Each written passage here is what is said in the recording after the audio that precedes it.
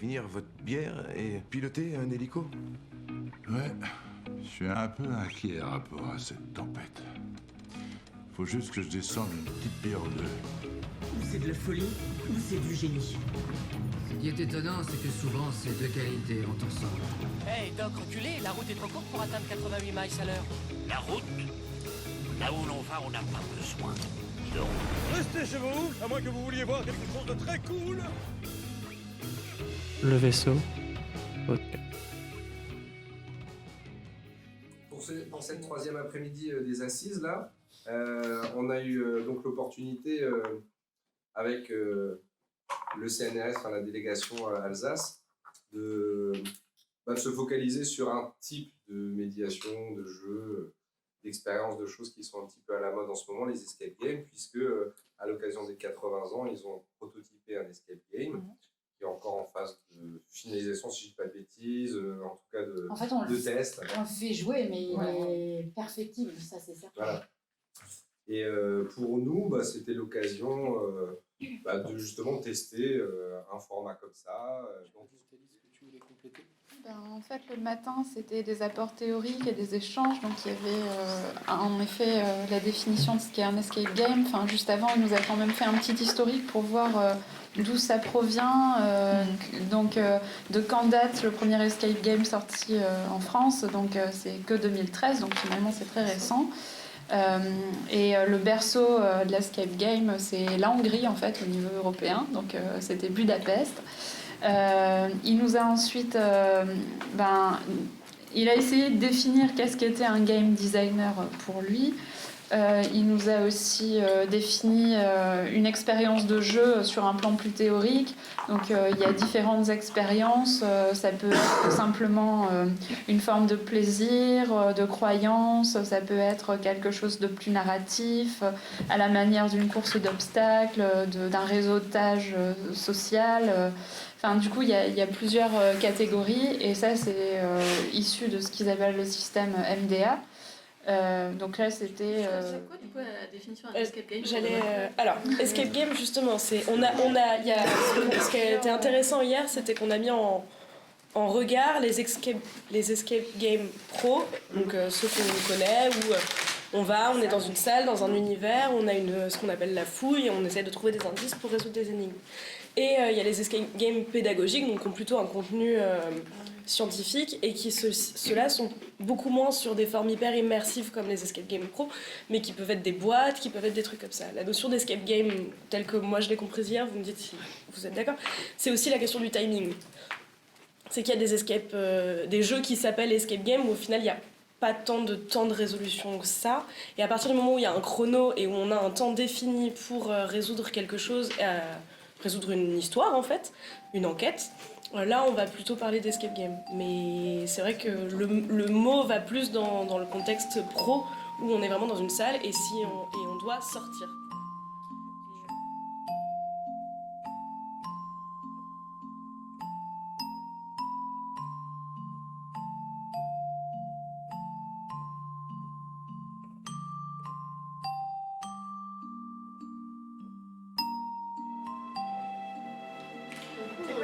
Alors, moi j'ai 100 force, mais avec ingéniosité, sauras-tu ouvrir le coffre sous l'œil d'Horus?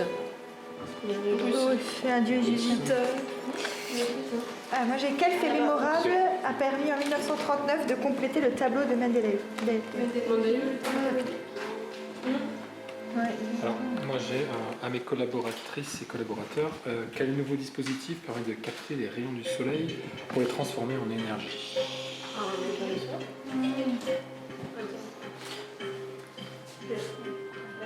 Et toi, si tu devais faire un escape game, ça serait sur quoi? La métallurgie? Par exemple, avec des dragons par contre, hein, impérativement. Et un concert de cannes et d'ambulateurs. Voilà. Sacré escape game. Ah oui, quel programme.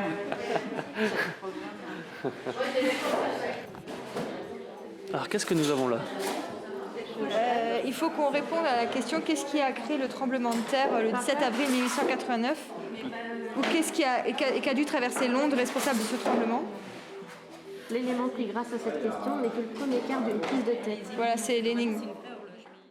Moi, je m'appelle Xavier Dutilleul, je suis informaticien à la délégation et donc je participe à cette expérience d'escape game depuis le début et c'est très amusant à faire. D'accord.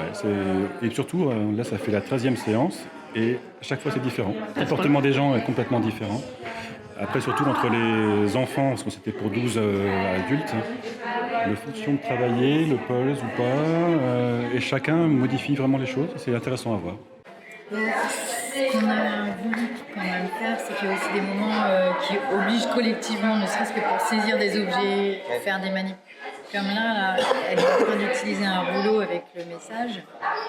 Clairement, ça c'est le genre de truc que tu fais plus facilement à deux. À plusieurs, ouais. À plusieurs.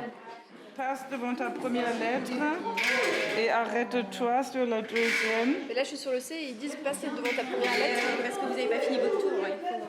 Arrête-toi sur la deuxième, donc ça c'était le R. Je suis sur le R, là oui, c'est bon. Tourne le cadenas vers la droite et arrête-toi sur la troisième lettre. De nucléaire, vers la droite, donc comme ça. Ouais.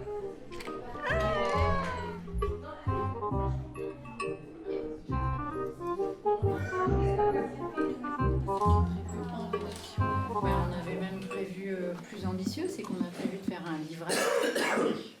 On appelle le livret pédagogique, mais seulement là aussi c'est un petit travail un peu sérieux parce qu'une fois qu'on laisse un écrit, il faut quand même. L'idée c'est de le remettre à chaque joueur. Donc on s'est dit qu'on faisait par énigme et pour la résolution finale une fiche qui reprend le visuel carrément, qui donne des explications au niveau du CNRS et qui donne l'explication ludique. Pourquoi on a sorti cette anecdote pour le jeu. Clin d'œil à l'illustration, à l'illustratrice par exemple pour l'IBMP, l'Institut de biologie moléculaire des plantes. Moi j'ai bien aimé aussi. C'était drôle et varié. Le côté varié, ça m'a plu. Après,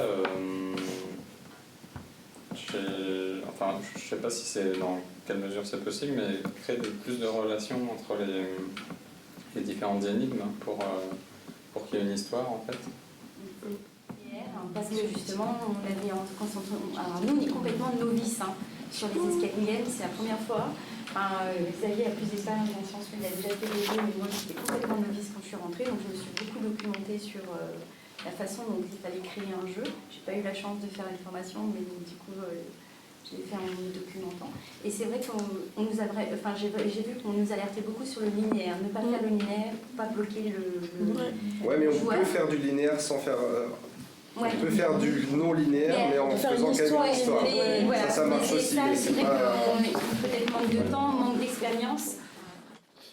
Oui, il faut dire que, en fait, bon, maintenant, ça c'était la première fois. Nous, on baigne dans le jeu. Il y a une multitude, en fait, on les voit pas, d'indices, de choses qu'on vous dit après, mais qui sont déjà dans les panneaux, qui sont dans les lettres, qui sont. On fait pas attention parce qu'on joue, parce que c'est ça, on passe au premier plan l'idée de, on cherche quelque chose.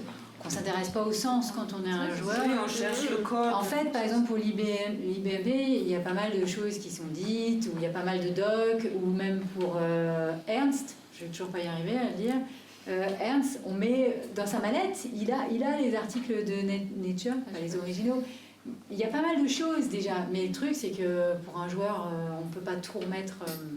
dans le sens, mais il y a déjà plein d'éléments qui sont complètement éparpillés. Excusez-moi, moi j'avais une question. Alors, est-ce que ça signifie quand vous dites ça qu'il y a plusieurs solutions, possibilités de trouver la solution? Oui, c'est ça, hein, Catherine, si tu veux un peu en dire plus.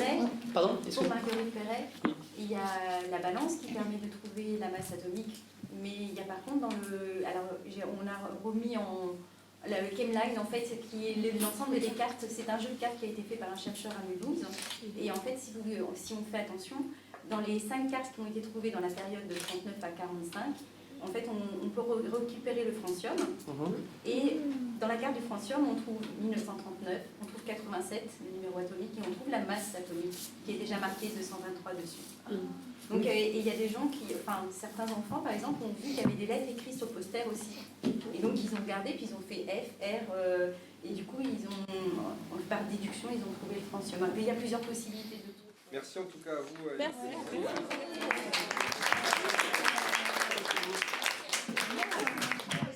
Vous nous tiendrez au courant.